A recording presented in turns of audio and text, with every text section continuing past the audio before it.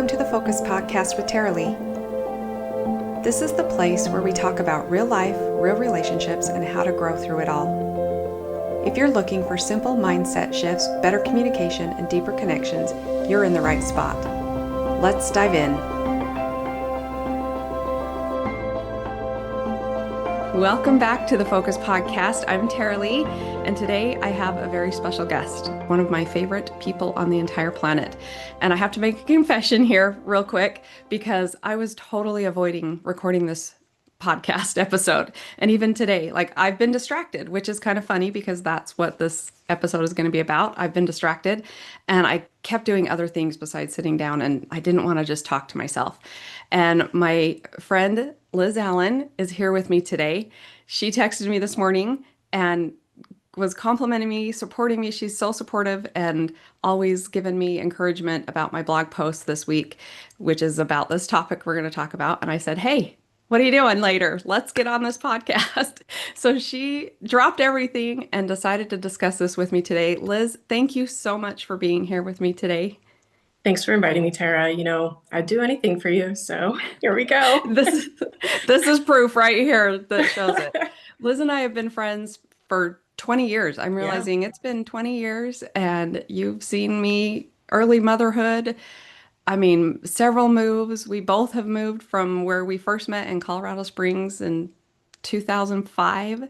Yeah. And we both kind of have been in all over since then, but then we kind of came back together again when we both met up again in northern Colorado for many years. And I got to live near her parents and love her parents too, and her family. And so, we've just kind of have this history. Liz is the person I go to when I'm breaking down, you guys. So she is my steady rock. So I am grateful for her because today she gave me some great ideas to talk about with distractions and things in our marriage. Liz has been married to her husband, Michael, for almost 33 years, right? Yeah, almost 33. And tell me a little bit about, because you've grown up around the whole mental health stuff, like through your marriage and everything. Tell me a little bit about that.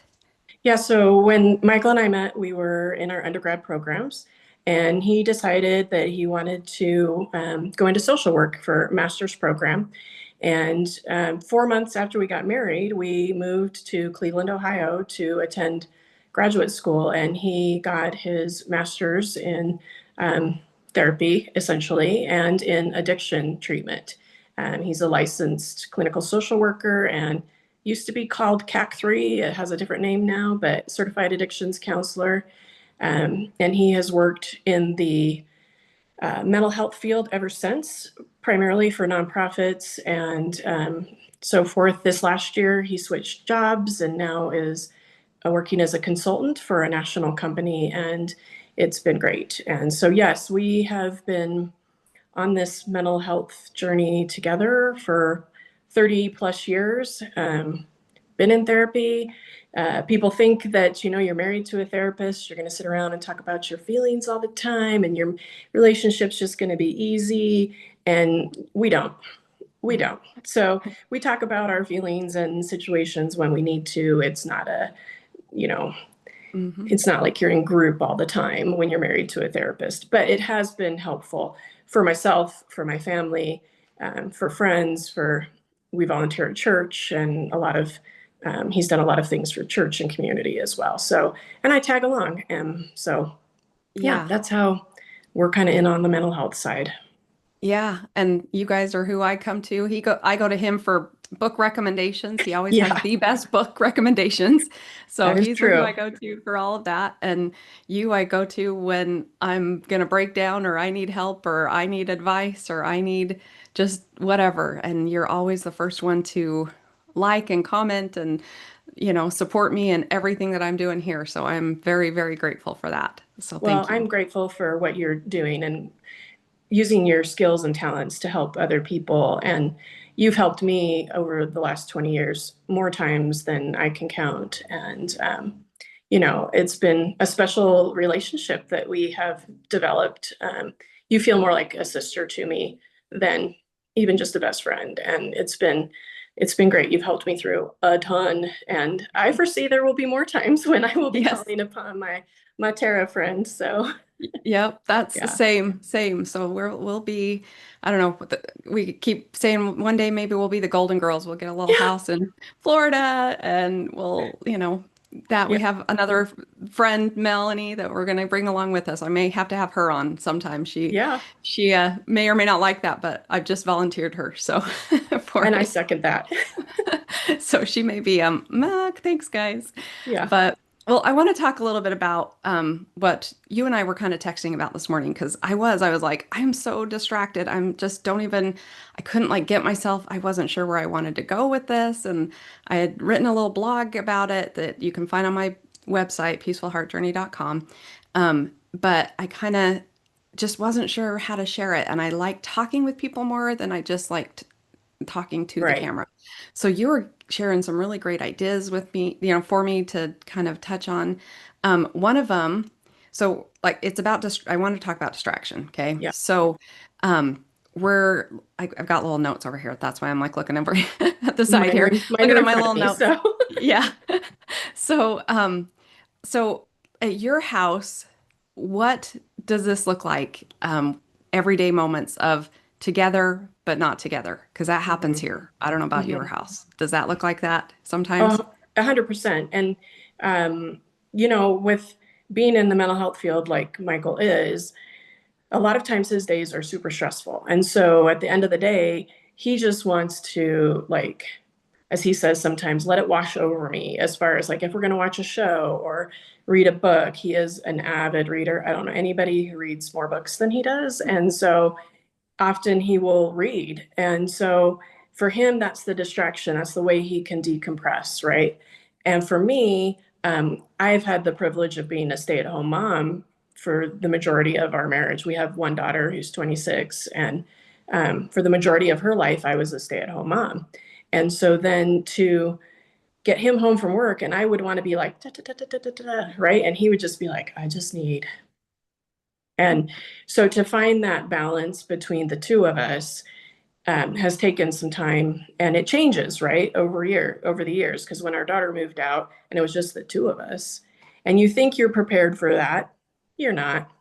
And Mm-mm. so for him to like literally disappear into a book to the point where we'll be sitting like side by side and he's reading and maybe I'm watching something and I'll comment and he doesn't hear me because he's so into the book, right? And so literally often I have to say Michael to get his attention and then we can talk about it. And so sometimes those distractions happen that way, between the two of us anyway. And yeah, life is busy, right? We're all going 100 million miles an hour in a lot of different directions. And so lately too, I have been trying to slow down and be more present in the moment to appreciate it, right? Because otherwise, like it's November on Saturday. What? Yeah. I don't know where I this year know. went, right? So I'm Yeah. trying to be more intentional about what I'm doing with my own time, what we're doing together, so that we have that connection. So, Hmm.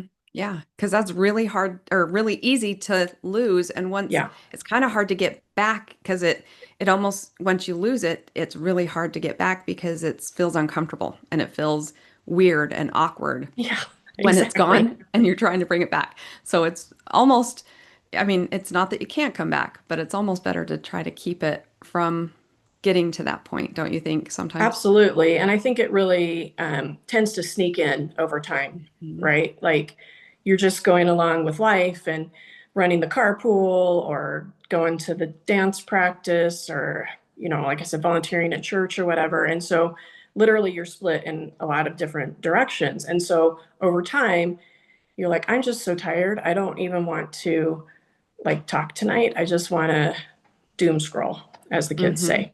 And Yep. so, when really probably what you need to do is check in with your partner or your spouse, Hmm. and um, just because they're such a support for you. You chose them for a reason, right? So they're such a Hmm. support for you to be able to manage all of that, all of life, really. And Hmm. it can be just in the random days, and random things of life. Yesterday I was kind of in a mood for various reasons, and we ended up going to Wendy's for lunch just because that's what we felt like doing. Michael works from home now, so that's nice.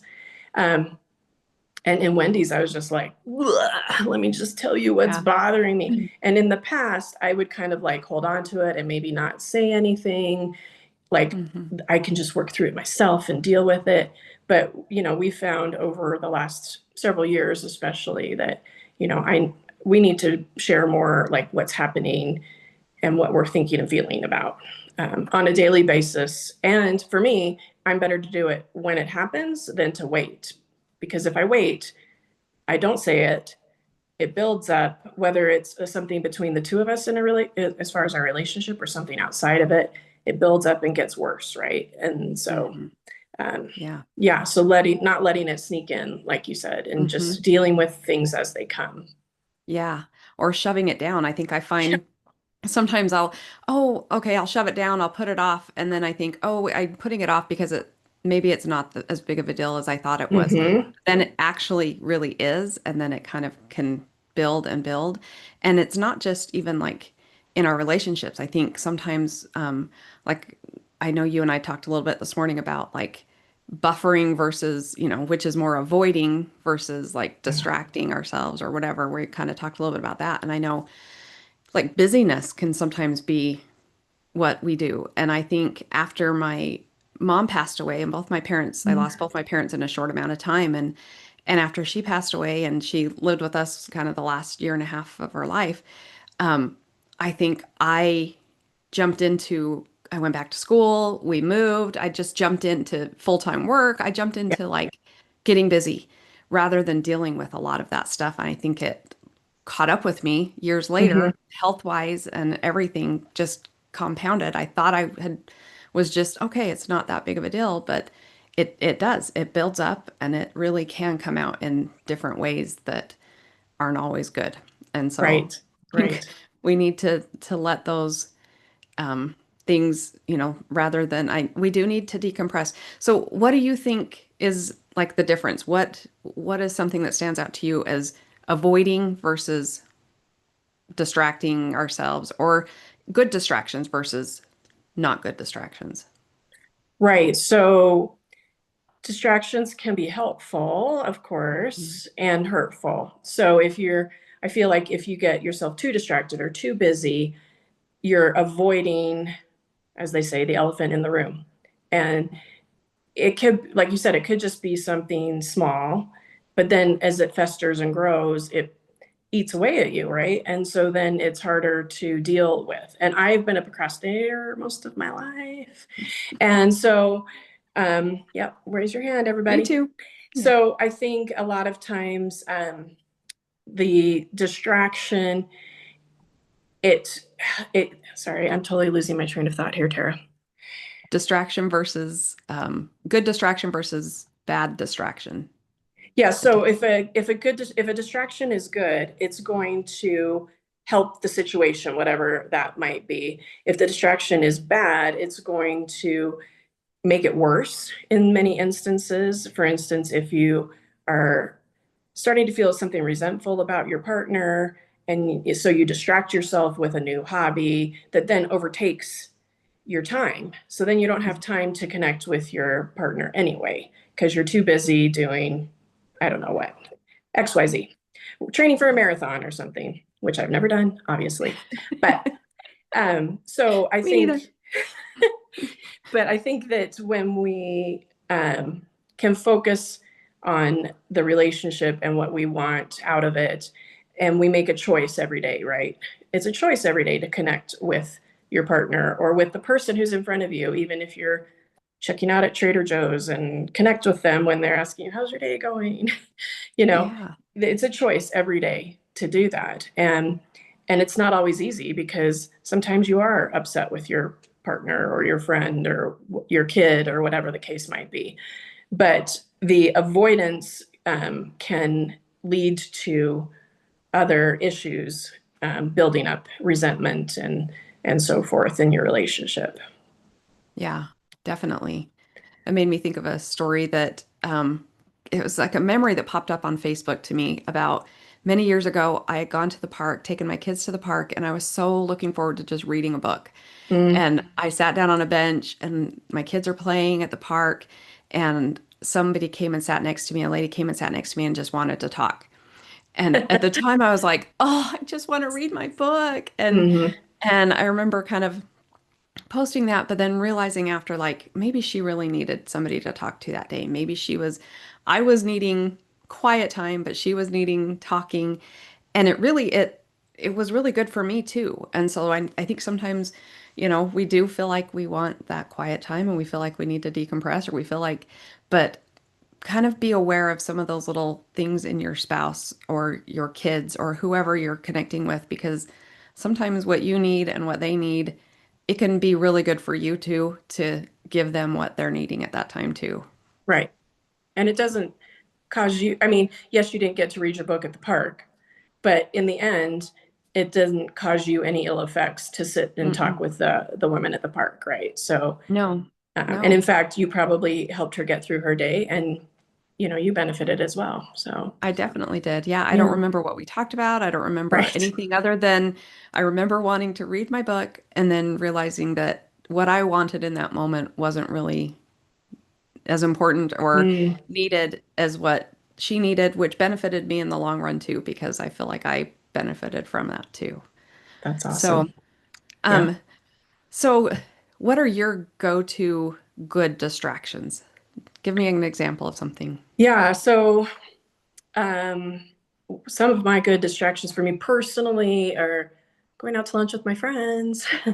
So, Tara and I have a long history of going out to lunch, and our lunches are 3 hours. Yes. But it's more about the connection between us than the lunch itself. So, connecting with somebody else, doing something for somebody else, even if it's small, it may seem small to you and it may be huge to someone else. Um, I hate to exercise, but when I'm feeling upset or anxious or something is not feeling settled in me, I get like my heart starts pounding hard and can't, my breath is wrong. And so literally getting up and moving, doing something, riding my exercise bike for a little bit, doing some stretching. Um, and I hate to say that I can tell when I've slacked off, like on my stretching, right?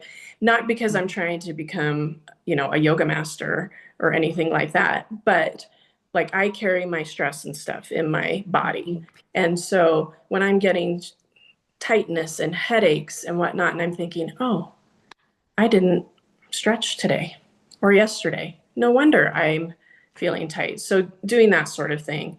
Um, One of my favorite distractions for me is doing something with my hands. I have, after therapy, I got back into sewing and I sew clothes primarily. And that has really become my therapy. Like if I am upset or need to work something out, I just get down in my sewing room and start cutting something out and running it through the machine. And just that motion, the sound, the feel helps to settle my spirit, if you will. And then that in turn can, often clear my mind and help me either let something go or help me find a path of clarity as to steps I need to take to resolve a situation, if you will. So those I are, love that. yeah. You kind of get into your body, I love that you recognize those things. So, like if you had advice for somebody that maybe doesn't know what to do to, or good distractions, maybe they think, okay, just scrolling through my phone.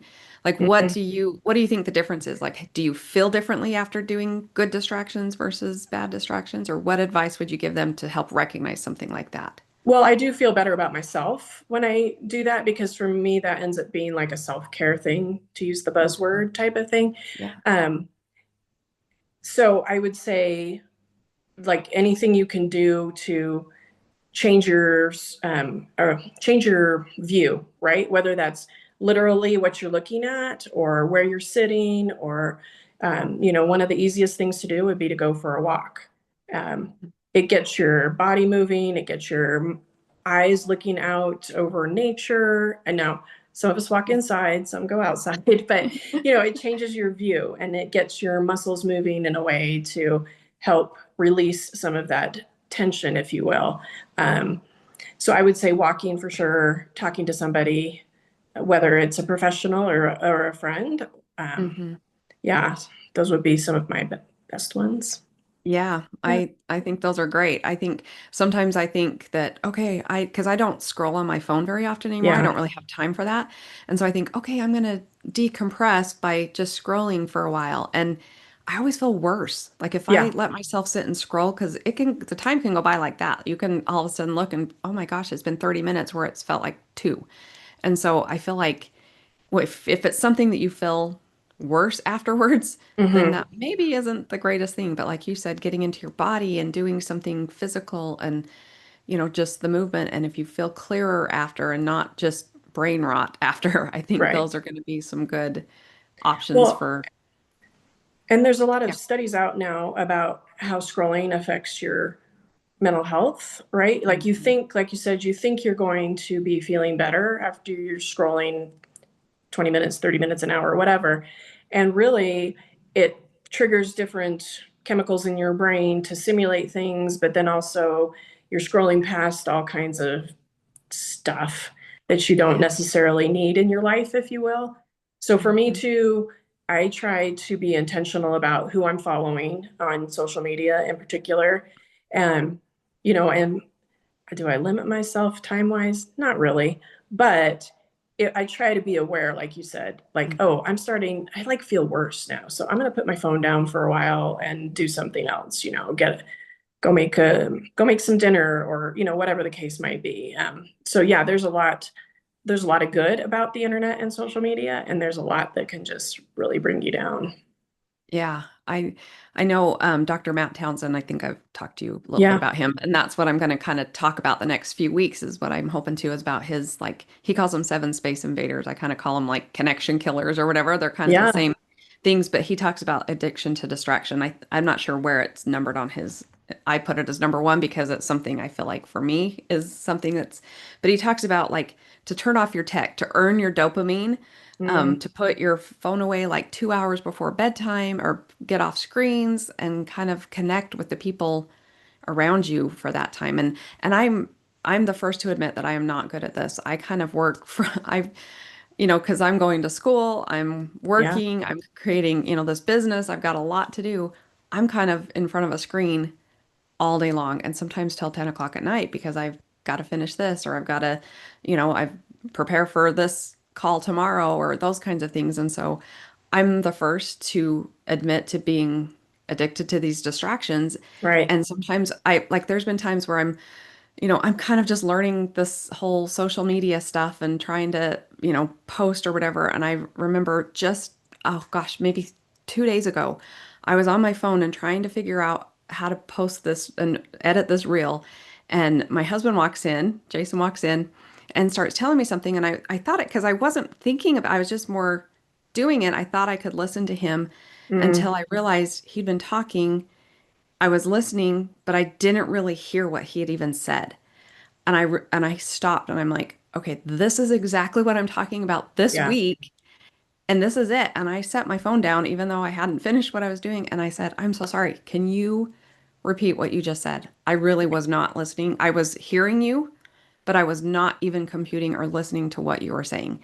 And thankfully, he's very forgiving and understands. And Yes, he is. he repeated what he had said. And, it was telling me something about, I don't even remember what it was at this point, but it was important enough that I needed to set my phone down and Hmm. listen to him and hear what he was telling me and talking about. And it doesn't matter what it was, like it just that connection. And John Gottman talks about like bids and turns. Have you heard about that? And I No, love huh? John Gottman, the Gottman Institute. He talks about bids and turns, and like they can predict divorced couples by their bids and turns. And so it's turning towards your partner with just the small little bids, which is like just oh hey, look at this, and you turn and look at what they're sharing Mm, with you, the bids and turns. And those things are just those little things are really, really important in a marriage because they can make or break. If your Yeah, partner, if says, "Hey, I want to share something with you." Okay, I don't have time for that right now, or I'm really upset about something. Okay, you're gonna have to hold on.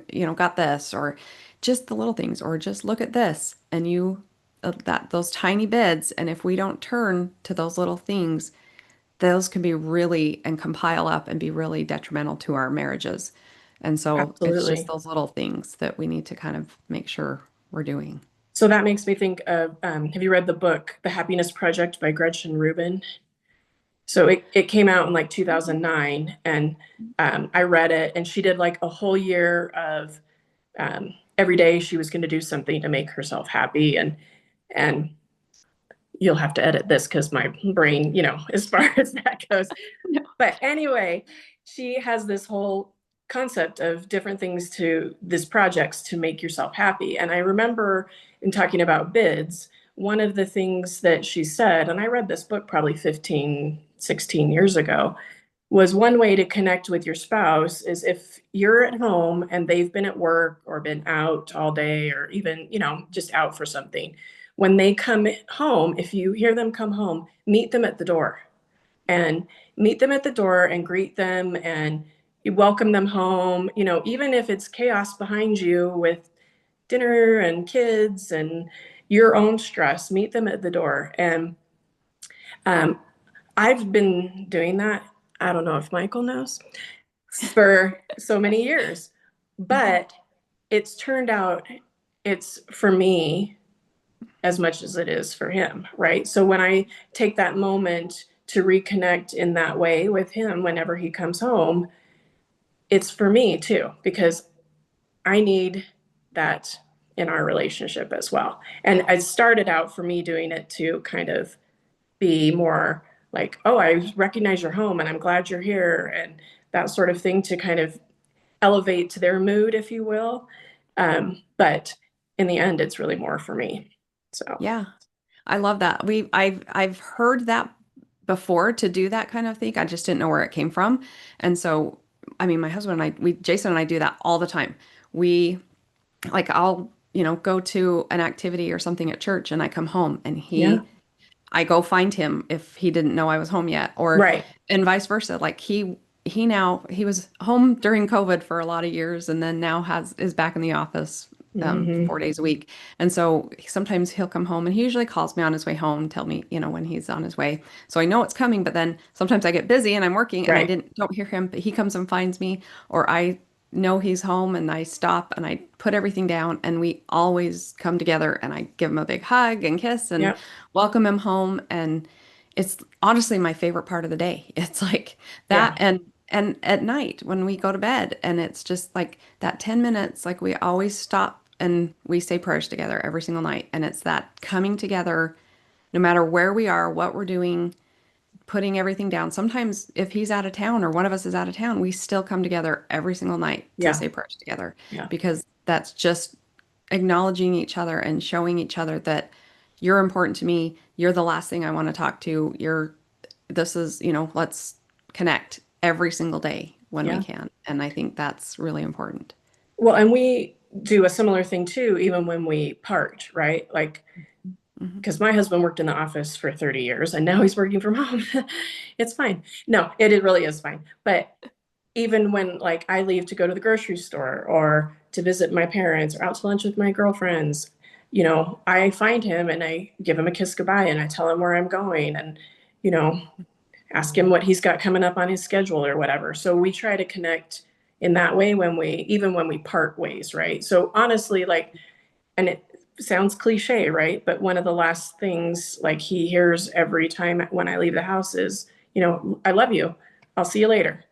And and for me, that's again probably more for me than for him. That's powerful, right?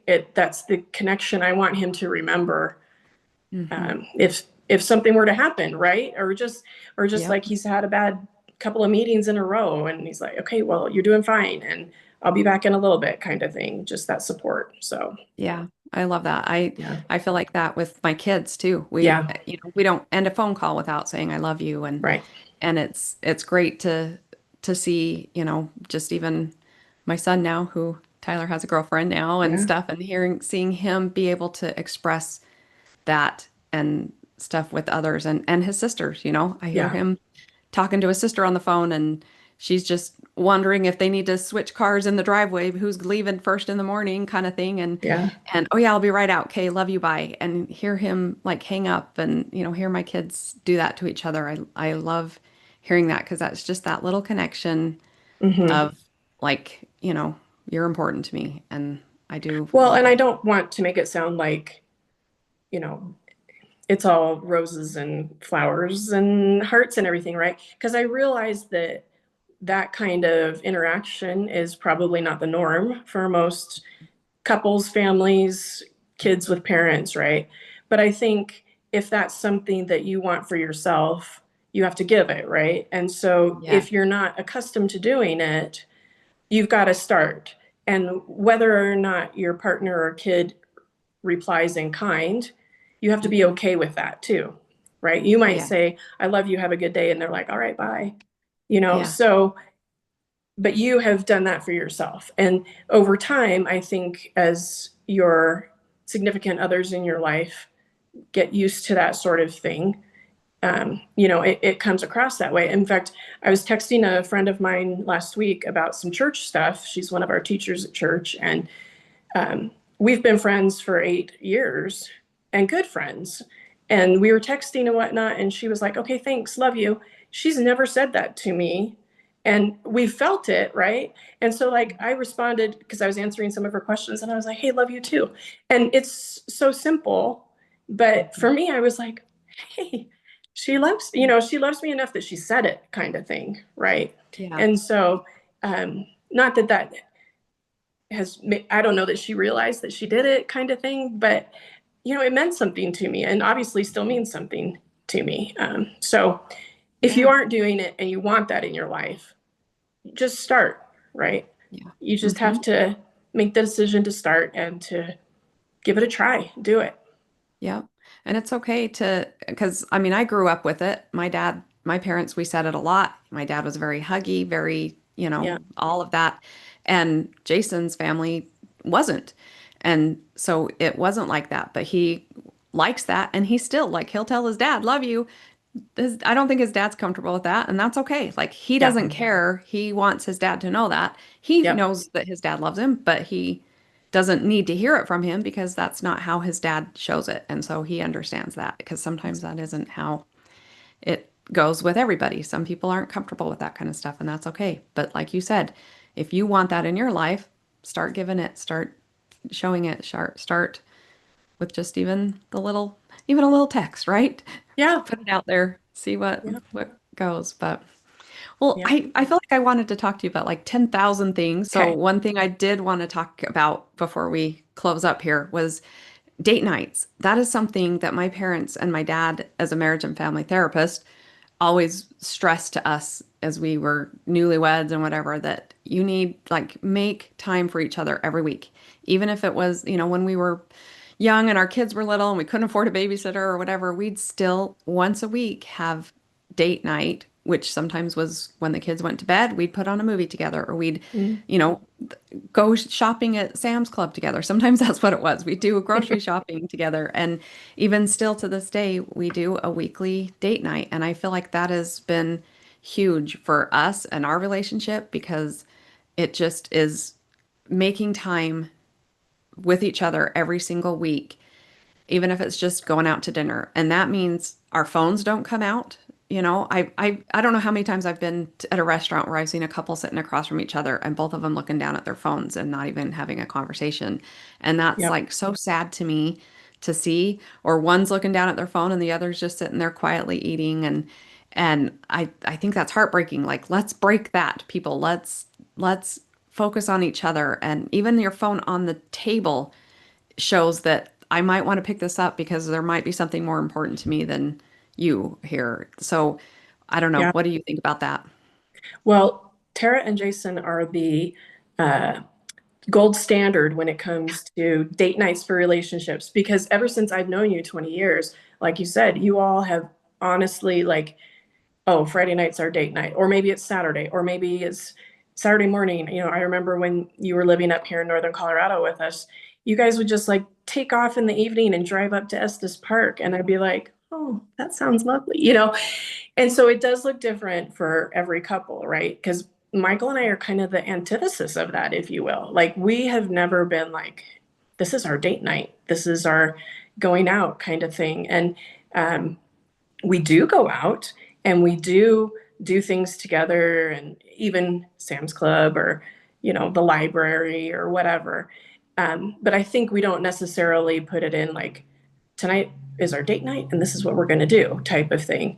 And growing up, our daughter just being one child too, it always felt kind of funny, like, we're going to get a babysitter for our one kid so we can go out to Sam's Club. So we would take her along with us a lot, right? So I think that for us, a weekly date night was quite different than a lot of other couples. But we still did things together as a family, whether or not they were designated as a date night or not. And we're even now having conversations of working together to choose differently for us in our free time, right? Yeah. You said like putting your phone away and whatnot. Okay, like we never, I mean, phones are with you all the time. And so it is a Mm. conscious decision to do so. But even like with the holidays coming up, we've always been huge Christmas people and lots of pomp and circumstance, if you will, like big meals and all of that. And we've been talking this year about like scaling back, like what is really important to us and what, we always have family that comes and we love that. But sometimes some of the things we might want to do don't get done at the holidays because it's too hard with a big group, right? And Yeah. so we're literally sitting down this year and saying, okay, it's November. What do we want to do this year to celebrate Christmas? What's most important to us? And what are we going to choose to do, just the two of us, prior to everybody arriving for Christmas? And so that's it's different, like getting away from what is expected. And so Yeah. I think I've had a conversation with my daughter who's coming with her fiance, and my other family that's coming, I will let them know too, like Christmas is going to be a little different this year. Hey, and they're not going to care, right? We're just all happy to be together. But it's just that refocusing of what's important to us Mm. as a couple, as a family in this relationship. And Christmas is just the big example, but Yeah. going forward, just talking about like, oh, let's plan something together out in the future, like a trip. Where do we want to go? And something that you can be working on together can always, even if it's, you know, just a weekend getaway or whatever, to bring you closer together as a couple. So I guess in that sense, like a weekly date night versus Hmm. spending time together, but it's really making time for each other in a meaningful way where you are focused on each other and whatever that may be for that day. So Yeah. that was a Yeah. really long It's true. No, I love it. blah. No, it's perfect because it got me thinking like, yeah, it can look different at different times throughout our married Yeah. life. Sometimes it was running errands, sometimes it was, but putting the big rocks in first, that analogy Mm, of like the big rocks, like it sounds like what you and Michael are going to do. Let's put the big rocks in the jar first, and then we can fill everything else in around it. Make sure yeah. those important things are happening. And I think for Jason and I, sometimes date night is breakfast, because we've Yeah. got something every single night this week. Sometimes it's, we love going for a bike ride, or like you said, we take just a drive up to Estes Park or go, Hmm. somewhere just time dedicated that we just call our time together. And that's kind of what we let our kids know that we're going on a date, that's where you're on your own for dinner Yeah. or whatever, that kind of, they're all old enough that they are on their own and fending for themselves or whatever. They know that this is our time, and we put each other first during those times. And that's kind Yeah. of, I think, really important that we do with each other. And I think that's been helpful for me anyway, because then I know. Well, and like you said, with your kids too, right? Because I know your kids would be happy to tag along with you guys anywhere and everywhere you go. But for you to make that designation, right? This is our date night. This is mom and dad together Yeah. doing our own thing. And that's been something that after 32 years of marriage, I'm still learning, right? Because I feel like if we're going to go to a concert or something like that, like, oh, maybe I need to invite mom and dad to go with us since they live near us, or, my daughter's going to be in town, I'll invite her. But really, and then I feel guilty if I don't, or like I have to hide it sometimes. And so, like, literally, and this was something I talked with my therapist about, and she literally said, you just tell your family this is a date night. This is just the Yeah. two of you are going to have a date. And I was like, you can do that? I mean, it was kind of like, oh, Yep. a really eye opener type of thing. And so that still is resonating with me as well, is that it's okay to exclude other people from your activities when you're trying to focus on each other and, really be present for each other. So, Yeah. Yeah. I think sometimes Jason will like he'll even like ask, "Hey, I haven't asked you yet, but will you go on a date with me this week or whatever?" oh, And I'll be like, "Well, we went last night with friends to dinner. Was that?" And he's like, "No, that doesn't count. I want just us time." And so that I love that because then it makes me feel like, okay, he still wants to date me. He still wants right, to pursue me. He still wants, and vice versa. So that I feel like is, I don't know, helps me feel just safe and validated and all that right. with from him. So kind of about the Well, and I think, sorry, go ahead. no, yeah, no, go.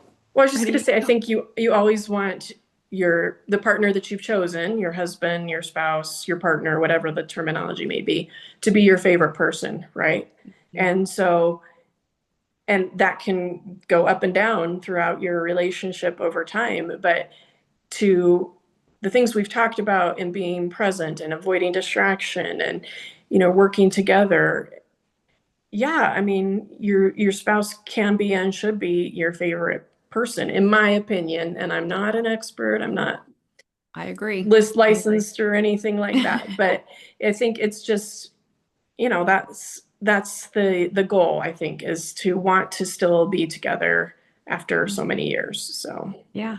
Well, really, this is the most important relationship in your life. yeah, This is the one person you choose. You right. don't choose your parents, you don't choose your siblings. Your I kids. guess, I mean, you do choose your friends. That's True, that's true. true. Yeah, But you don't choose your kids. You don't choose all those really close relationships. Your spouse is who you choose forever. right. And your friends, I think, I mean, I know with us, it's been 20 years and I know that's rare though. I I recognize that. I think you and I both recognize that it is very rare, even with moves and not being close in the same state or whatever. And I don't know if you noticed, but I've got my little necklace that she gave me yeah, right here on yes. that Colorado and South Carolina. She gave it to me right before we moved here. That was very hard to, but I love, Mm, we'll get on these little Zoom calls occasionally. And this yep. time we're recording it. And thank you so much for being here with me today because I don't know what I would have talked about by myself to the camera. A couple weeks ago, it was like 6 minutes. That's all I had to talk. So I love that you helped me get through this. You helped me with my distraction about even doing this.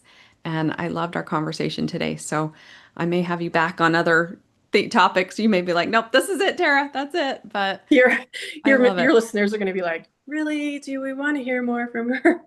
No, I appreciate the opportunity to talk with you, because this is honestly the sort of things we talk about just as friends, right? And it's this week of your posts and blogs and everything has really resonated with me.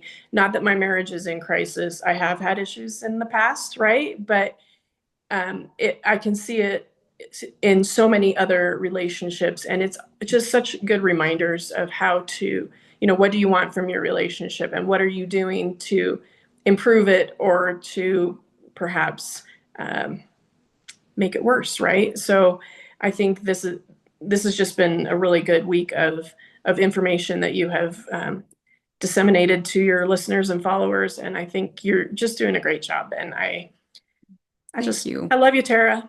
Thank you. I love you so much. And we will have you on again. So thank you for being Okay. here. Thanks. Bye. Thanks.